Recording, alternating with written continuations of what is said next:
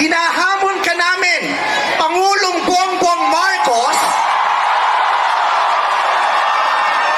kung gusto mong magkaroon ng magandang legasiya, ang pangalan mo, ipakulong mo lahat ng magnanakaw. Nakatingin kami sa iyo, Pangulong Bongbong Marcos, at inaasahan ka namin, hindi dahil sa idol ka namin, kundi dahil sineswelduhan ka namin at inaasahan namin na tutuparin mo ang inuutos naming mga employer mo.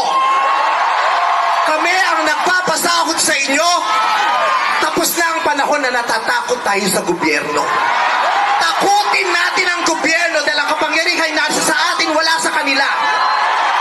Nakatingin kami sa inyo. Ipakulong lahat ipakulong.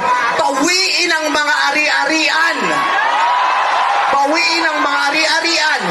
Pati atay, i-donate. Ibigay ang atay. Pati mata, i-donate. Walang ititira kasi nga hindi tayo pwedeng maawa dahil mga putang ina nila. Maraming salamat sa inyong lahat. Sasamahan namin kayo hanggang mamaya. Isa pa. Nyo! Sobra na, tama na. Sobra na, tama